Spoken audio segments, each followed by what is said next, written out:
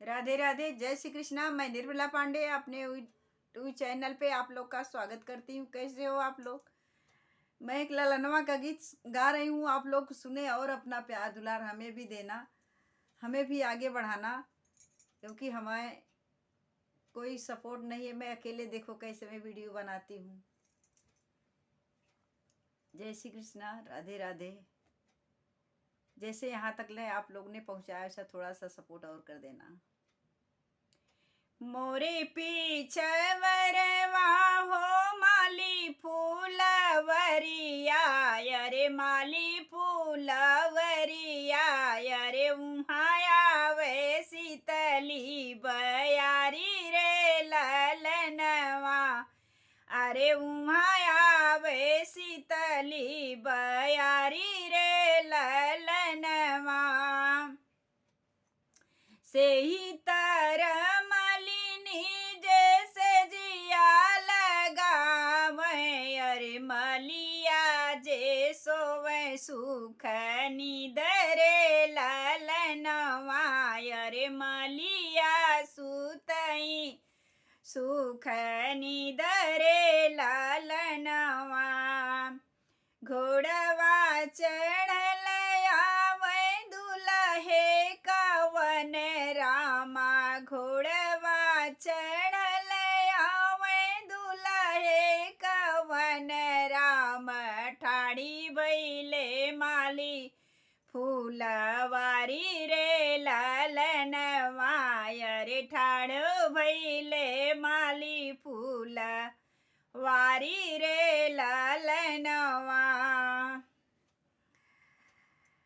के कावन जरूरत तोहरे लागे मोरे दुल्हे हो, आइला बहुत भीनु सार रे ललनवा, अरे आइला बड़े रे भीनु सारे रे ललनवा, बाबा कवन राम लगन धरइले हो बाबा कवन राम लगन धरइले, माली आई लगन नियराई रे ललनवा, अरे आई लगन नियर राई रे ललनवा,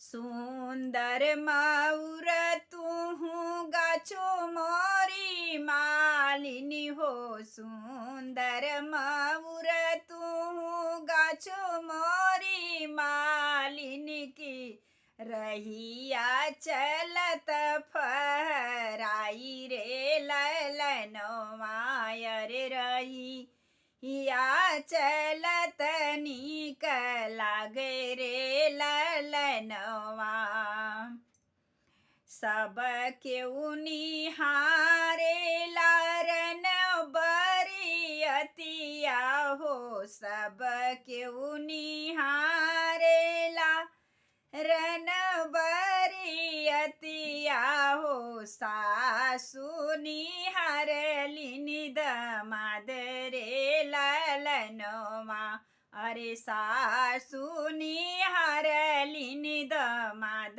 रे ललनवा, किया तू तहय दुल्हे मलिया का जनमल, किया हो माली तोहरा बाप रे ललनवा, अरे किया मलिया लागई तोहरा बाप रे ललनवा, नाही हम हई सासु मलिया का जनमावो, नाही माली लागे मोरा बाप रे ललनवा, अरे नाही लागे माली मोरा बाप रे ललनवा, मलिया क जन्म सासु तोहरी बिटियवा हो, मलिया क जन्मी सासु तोहरी बिटियवा हो माली लागे ससुरु हमारे रे ललनवा। अरे माली लागे ससुरु हमारे रे ललनवा।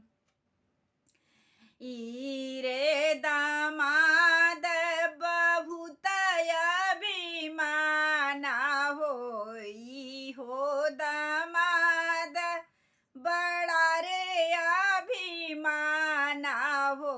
उलटी के करई मोर जवाब रे ललनवा। अरे उलटी के देला मोर जवाब रे ललनवा। जय श्री कृष्ण।